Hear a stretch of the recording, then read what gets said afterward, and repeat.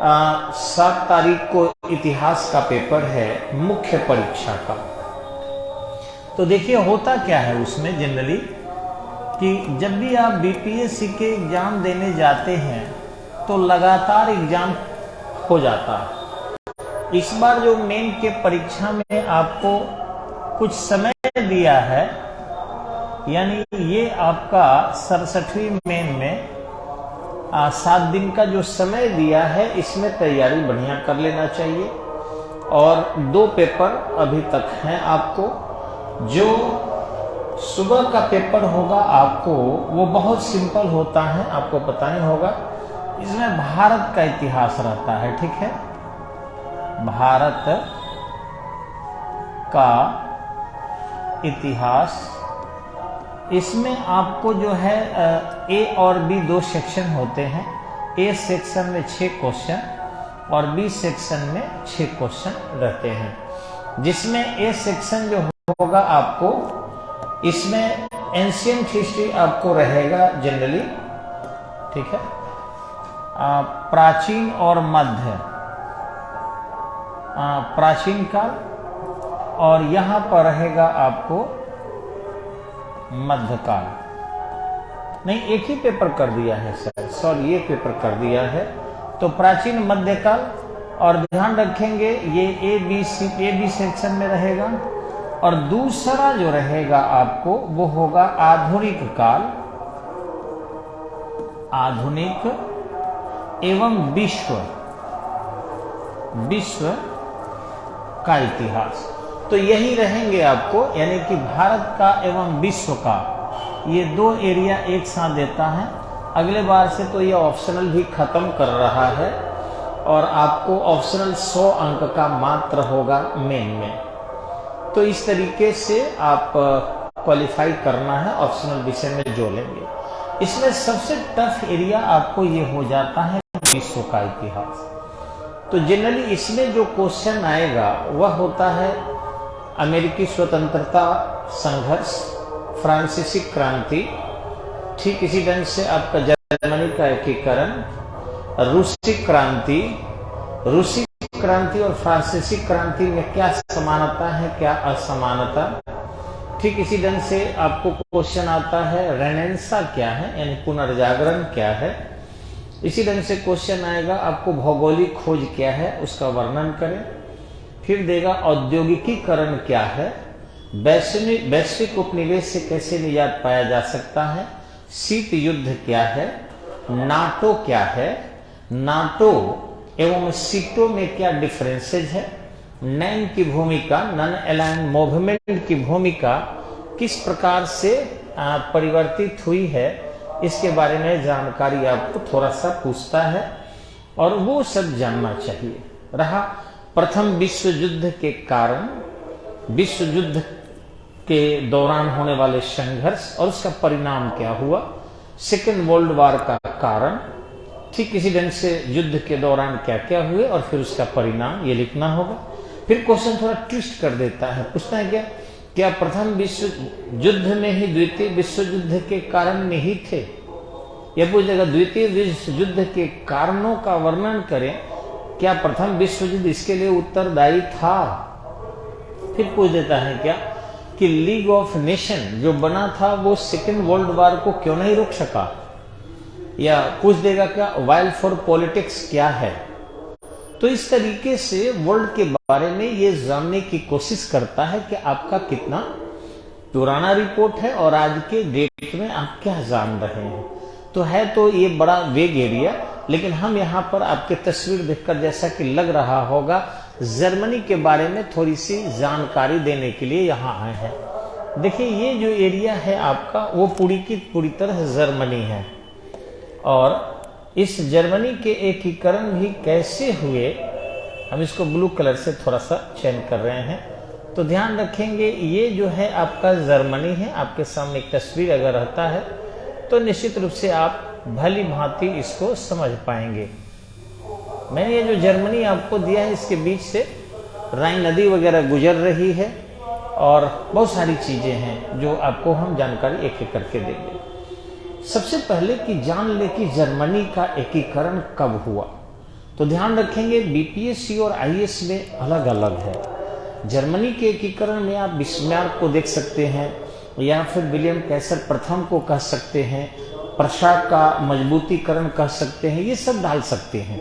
Objectivity आपको नहीं भी याद होगा तो चलेगा, कुछ नाम जान लीजिए, कुछ कथा कहानी और आर्थिक कारण, सामाजिक कारण, भाषाई कारण, नेतृत्व का कारण और वैश्विक कारण, बहुत सारे कारण डाल दीजिएगा, कथा कह देंगे, आंसर आपको आ जाएगा। लेकिन बीपीएससी में ऐसा कतई कोई छात्र न करे। बीपीएससी में जब भी क्वेश्चन के आंसर लिखने हो तो मैंने हर बार कहा है कि आपको 70% ऑब्जेक्टिविटी की जरूरत है।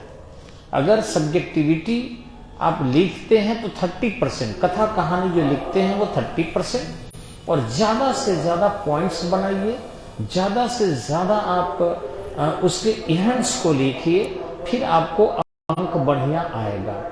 क्योंकि बीपीएससी आईएएस से भी टफ है, यहाँ प्रीलिम्स टाइप के ही मेन होते हैं, और मैंने टाइप का मैं कर रहा हूँ ताकि ज्यादा से ज्यादा एग्जामिनर चाहता है कि फैक्चुअल पॉइंट ज्यादा हो, ऑब्जेक्टिविटी ज्यादा हो आप में। ये नहीं कि कथा खाली लिख दीजिएगा, गोल गोल घुमा देंगे तो आपके बने आंसर अंक ज्यादा आएगा। अंक ज्यादा के लिए ऑब्जेक्टिविटी जरूरी है। तो देखेंगे 2-3 डेट आपको याद रखना है। जर्मनी का 2 बार एकीकरण हुआ है। एक बार हुआ था आपको 18 अगस्त से शुरू हुआ था 1866 से, ठीक है, और ये पूर्ण हुआ आपको 18 जनवरी 1871 को, ठीक है। तो ये आपका 1900 नहीं होगा डेट,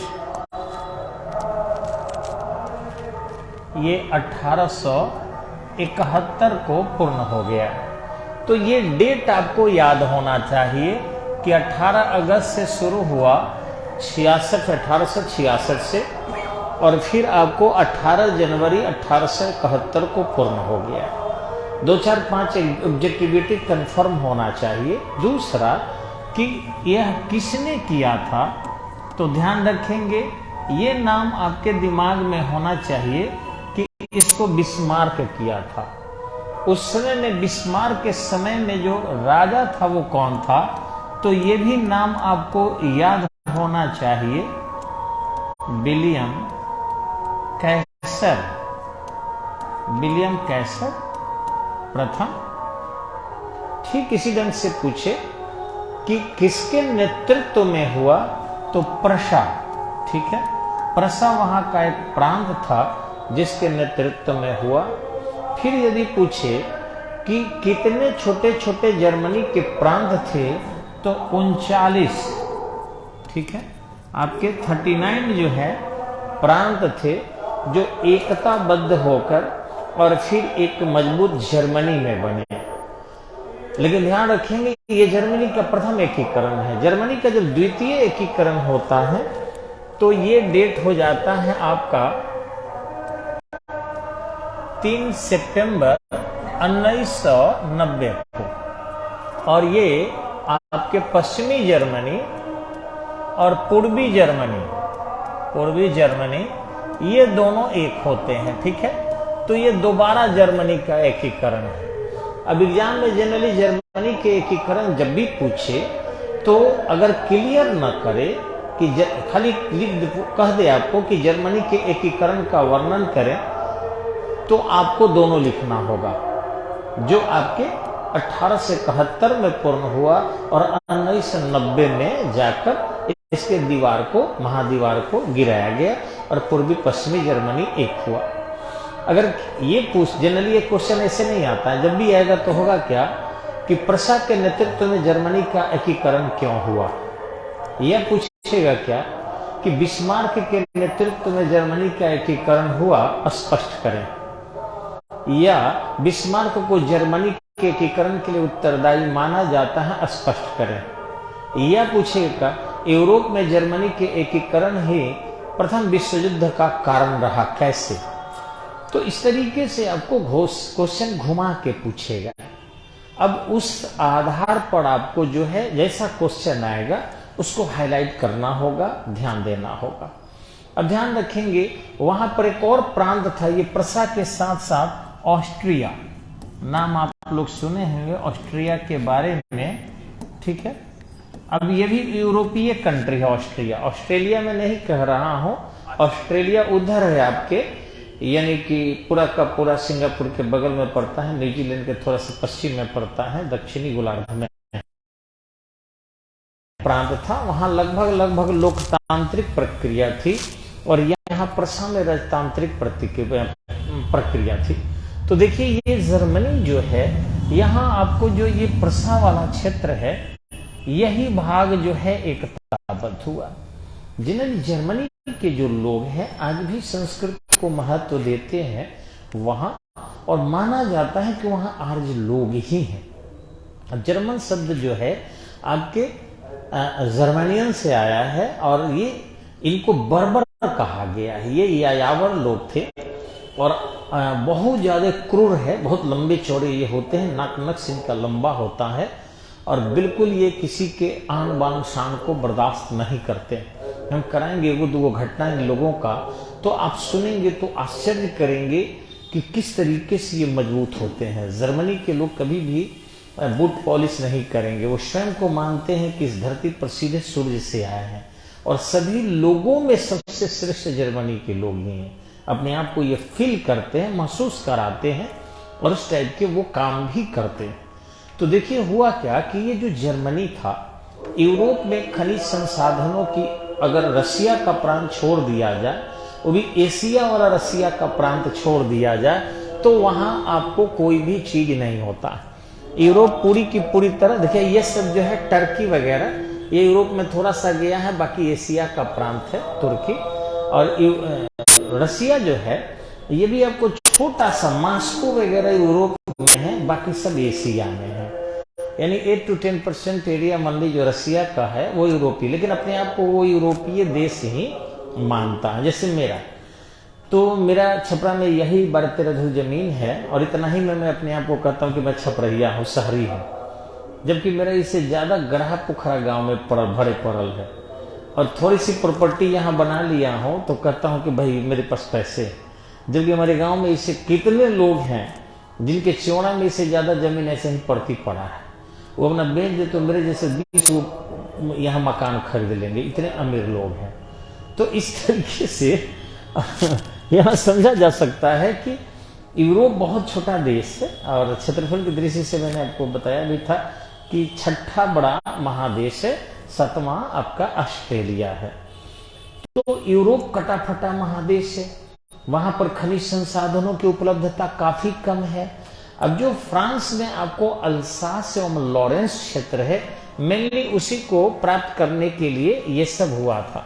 तो देखिए यही इलाका है, थोड़ा कलर बदल के आपको हम बताना चाहेंगे, रेड से करेंगे तो रेड तो बहुत है यहाँ, लेकिन फिर देखिए यही एरिया है अल्सास एवं लॉरेंस का क्षेत्र, ठीक है। और इसमें कोयला का, लोहा का भंडार है। तो बहुत ज्यादा किसी भी, अभी भी आपको मैं अगर कहूं तो आश्चर्य करेंगे कि इस समाज पर सबसे ज्यादा व्यवसायी राज किए हैं। कभी भी ये गलत है कि क्षत्रियों का राज्य था, ये गलत है कि ब्राह्मणों का राज्य था, और ये वहम है कि यादवों ने भी कुछ मजबूती दिखाई है। ये बेमतलब लोग अपने को प्राणों की बलि दिया है। आपको बता रहे ब्राह्मणों ने क्या त्याग किया आप देखे होंगे, उन्होंने मीट नहीं खाया, मांस नहीं खाया, दारू नहीं पिया, लहसुन नहीं खाया, प्याज नहीं खाया, और पूरी की पूरी तरह ब्राह्मण जो है त्याग और समर्पण के प्रतिमूर्ति रह गए। मंदिरों की सफाई करना, झाड़ू लगाना, दोनों टाइम घंटी डोलाना, फिर आरती रटना, प्रार्थना रटना, ईश्वर के वो रह गए एकदम से। बस उनको खाली मुंह से ऐसे ही सम्मान दिया जाता है, जैसे मरने के बाद आदमी को सम्मान लोग नहीं करता है लाश को, तो उसको भी ब्राह्मणों को ऐसे ही गोर लगते हैं बाबा। बस बाबा से कोई मतलब नहीं, बाबा कटोरा लेके घूम रहे हैं, भिक्षाम दे ही, दक्षिणा के लिए जहां तहां घूम रहे हैं, तो बाबा का स्थान वही रहा। और क्षत्रियों का भी स्थान वही रहा, केवल गर्दन कटाना, जरूरत पड़ी तो बाल बच्चों को अग्नि के हवाले कर देना, भक्सी झोंक देना, और फिर युद्ध में कूद पड़ना एकदम, हम वीर है, हम वीर है। उनको कुछ भेटाया नहीं, धन के क्षत्रिय न खाए, न पिए, न रहे, न आराम मिला, बस उठिए तलवार उठाइए और लड़िए। शूद्र भी उसी दौर से गुजरे, वो लोग भी सेवा करते रह गए, बुट पॉलिश किया या जो लोगों की सेवा किया, खाना बनाया, झाड़ू पोछा किया, जिंदगी बिता दी। जो मेन राज्य किए, जो कहीं हिले तक नहीं, वो व्यवसायी थे। वो अपने परिवार को कोई भी क्षति नहीं होने दिए। और आज के डेट में देख लेंगे, केंद्रीय सरकार से लेकर राज्य के सरकार में कहां व्यवसायी नहीं है। व्यवसायी धान नहीं रोपता है, ध्यान रखिएगा। व्यवसायी कभी खेत नहीं कोरेगा, मजदूर कोरेंगे, गरीब कोरेंगे। इसी ढंग से व्यवसायी तो इतने मजबूत हो चुके हैं कि व्यवसाय भी नहीं करते हैं, करवाते हैं वो बैठकर, टोटल मैनेजमेंट करते हैं। स्कूल खोल देंगे, 5 को मेरे जैसे भूखने के लिए टीचर को डाल देंगे। अब वो दिन भर भूख रहे हैं, एकदम से भाव भाव कर रहे हैं, और उनको वेतन बांध दिए, 10,000 15,000 महीना देंगे, बैठे हैं अपना आराम से ले रहे हैं। तो हमेशा व्यवसायियों ने राज्य किया है। भारत में भी देखे होंगे, जो आए थे आक्रमण करने के लिए अंग्रेज, वो क्या थे? व्यवसायी थे। चाहे वो पुर्तगाली हो, चाहे ब्रिटिश ईस्ट इंडिया कंपनी हो, डच ईस्ट इंडिया कंपनी हो, और गए भी तो देखे होंगे उन्होंने सबको नुकसान किया। भगत सिंह को फांसी पर चढ़ा दिया, सुखदेव को चढ़ा दिया, राजगुरु को चढ़ा दिया, मंगल पांडे को फांसी पर चढ़ा दिया, यहां तक कि प्रफुल्ल चाकी को चढ़ा दिया, खुदीराम बोस को जो है मार डाला, फांसी पर चढ़ा दिया, सबको मारा। लेकिन गांधी को मारा अंग्रेजों ने, क्योंकि गांधी व्यवसायी थे, बड़ा दिमाग लगाए थे। वो जानते थे कि अपने जात को नुकसान नहीं करना है। तो इस ढंग से व्यवसायियों ने व्यवसायियों को सत्ता देकर चले। राजेंद्र प्रसाद तो ऐसे ही एगो बने हुए थे दिखाने के लिए, नेहरू ऐसे हैं। राजेंद्र प्रसाद का परिवार डेवलप हुआ, और नहीं आपके नेहरू जी का परिवार देखिए सत्ता में है, लेकिन क्या हुआ? इंदिरा गांधी भी शहीद हुई, आपके राजीव गांधी भी शहीद हुए, संजय गांधी को भी देखे कि ट्रेनिंग में वो शहीदे माना जाएगा, उनको भी प्रत्यक्ष रूप से। लेकिन गांधी का कोई शहीद हुआ? अंतिम समय में देश के लोग किए, विदेशी कोई नहीं किया, ये जान लीजिएगा। वो भी उनके आचरण के कारण, और भी कुछ बेचने जा रहे थे अपना देश उसका। पाकिस्तान को बहुत सारी चीज दिए थे। हालांकि समझाने के लिए बोल रहे हैं, गांधी का अपमान उद्देश्य नहीं है। तो मैं वही बता रहा था कि भारत पर पूरी की पूरी कब्जा प्राचीन काल से लेकर आज तक व्यवसायियों का रहा है। और देखिए मोदी भी व्यवसायी है, अमित शाह भी व्यवसायी है। आपको जहां देख लीजिएगा, ये नहीं कि सत्ता में ही आकर वो इनडायरेक्टली व्यवसाय ही सत्ता को चलाते हैं। तो इस चीज को यूरोप समझा, और समझने के बाद जो कोयला का क्षेत्र था, लोहा का क्षेत्र था, उस पर कब्जा करने के लिए कुछ कोशिश किया। अब यही वो क्षेत्र था अल्सासियन लॉरेंस। तो जर्मनी जो था वो चाहता था कि मेरे अधीन हो जाए, और फ्रांस चाहता था मेरे अधीन हो जाए। तो एक सबसे अच्छी बात देखने को मिलेगी आपको कि यूरोप में 2 शक्तियां थी, एक ब्रिटेन और दूसरा फ्रांस। फ्रांस अपने इंटरनल एरिया में ही डेवलपमेंट कर रहा था, और जो आपके ब्रिटेन था वो विश्व एरिया में अपना उपनिवेश स्थापित कर रहा था। लेकिन इन्हीं बीच में जर्मनी भी अपनी शक्ति दिखाना शुरू किया। तो मैंने आपको लिखाया था कि ये जो विलियम कैसर थे और ये बिस्मार्क था, ठीक है। तो ये बिस्मार्क के समय में ये क्रिया शुरू हुई सबसे पहले। और बिस्मार्क ने बहुत चतुर बुद्धि का आदमी था। External relation and internal relation, 2 प्रकार के संबंध को वो रखता था। और इस तरीके से उन्होंने क्या किया कि संबंध ऐसे जोड़ कर और पूरी की पूरी तरह यूरोप में कब्जा करने का उसका प्रयास था। अब चूंकि यहां पर मैंने पहले ही लिखा कि प्रसा में राजतंत्रात्मक व्यवस्था थी, और ऑस्ट्रिया जो था हल्का सा संसदीय प्रथि थी। ऑस्ट्रिया भी मजबूत था, प्रसा भी मजबूत था। लेकिन प्रसा के लोग जर्मन भाषा भाषी थे, प्रसा के लोग जर्मन भाषा भाषी थे। अतः इन्हीं की देख रेख में, और यहाँ का शासक कौन था? विलियम कैसर प्रथम था। तो इन्हीं के देख रेख में उसने क्या किया? जर्मनी के छोटे छोटे राज्यों को जीतना शुरू कर दिया। और ये क्रिया आपको 18 अगस्त 1866 से शुरू हुई। इधर डेट भी लिखे होंगे, देखिए ऊपर। और 18 जनवरी आपको 1871 में ये पूरी हो गई। अब जर्मनी का एकीकरण जब प्रसा के नेतृत्व में हो गया, तो सभी इंटरनल एक्सटर्नल रिलेशन की ताना बुना बिस्मार्क बुना था। अब ध्यान रखिएगा कि इसी ताना बुना के दौरान ही वहां एक समस्या भी पैदा हुई, और जिस कारण फर्स्ट वर्ल्ड वॉर हुआ था। उसने स्पष्टतः कहा था कि हे विलियम कैसर द्वितीय, जब ये मर गया तो इसका उत्तराधिकारी कौन हुआ? विलियम कैसर द्वितीय हुआ। 1883-84 के आसपास की घटना। तो उसने कहा कि आप अगर सत्ता को अपने हाथों में लेते हो तो नहीं संभलेगा। विलियम कैसर प्रथम हमारे बातों को मानते थे और तुम अगर ले लिया तो निश्चित रूप से सत्ता नहीं संभलेगी।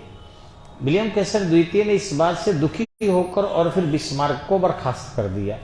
लेकिन बिस्मार्क को जैसे कैसे रबीस बर्खास्त होने की स्थिति में त्यागपत्र दे दिए, तो बिस्मार्क त्यागपत्र दे दिया और कहा कि मैं जीवित रहूं या जीवित न रहूं, लेकिन इतना जरूर होगा तुम देखना कि आने वाले 30 वर्ष के अंदर एक युद्ध होगा और वह युद्ध विश्व युद्ध में बदल जाएगा। और बिल्कुल उसकी भविष्यवाणी सही हुई। 1914 में फर्स्ट वर्ल्ड वार शुरू हुआ और स्टार्टिंग यही ऑस्ट्रिया और यूरोप और जर्मनी के बीच से हुआ और पूरे विश्व उसके लपेटे में आ गया 1914 से 1918 के बीच में। लेकिन इस यहां से थोड़ा और आगे बढ़ाएंगे हम। हुआ क्या कि जर्मनी हार गया। अब जब जर्मनी हार गया तो उस पर युद्ध के बोझ थोप दिए गए, उसकी सारी सेना भंग कर दी गई और इस तरीके से उसके सारे नौसेना को जो है कब्जा कर लिया विश्व की सेना ने। यहां तक कि कुछ उसके जहाज को भी डुबा दिए गए। और तो और जब जर्मनी के 2 व्यक्ति संधि करने जा रहे थे वर्साय की संधि पर, ये फ्रांस का एरिया है वर्साय, ठीक है, तो वर्साय की संधि जब करने जा रहे थे, घटना 1919 की है, तो पता है क्या हुआ? उसके दोनों दूतों पर जो सिग्नेचर करने जा रहे थे जर्मनी के प्रतिनिधित्व के रूप में, उस पर अंडा फेंका गया, सड़े हुए टमाटर फेंके गए, जूते चप्पल फेंके गए। वो अपना ऐसे सीना तान के चल रहे थे। तो लोगों ने कहा कि ये विश्व युद्ध का कारण है, इसको सिर झुकाना होगा। कतनों मारते थे, वो कहते कि नहीं, ये मेरा सिर नहीं है, ये जर्मनी का सिर है, ये झुकेगा नहीं सर। कलम हो सकता है, सर झुकेगा नहीं। और एक एक जूते एक एक चप्पल तो मुझे नहीं मार रहे हो, जर्मनी के लोगों को मार रहे हो। एक वो दिन आएगा कि जर्मनी इसका बदला अवश्य लेगा। और वही दूसरे विश्व युद्ध का कारण हुआ। सिग्नेचर तो कर दिया, अल्सास एवं लॉरेंस क्षेत्र जो है फ्रांस ने ले लिया, लेकिन इस लीग ऑफ नेशन की स्थापना भी कर दी गई 1920 में, ताकि किसी प्रकार का कोई फिर विश्व युद्ध न हो। लेकिन ये रुका नहीं। कुछ ही दिन बाद अमेरिकी कांग्रेस ने भी लीग ऑफ नेशन को एक्सेप्ट नहीं किया। जापान वगैरह जो था उस संधि में अपने आप को अलग कर लिया,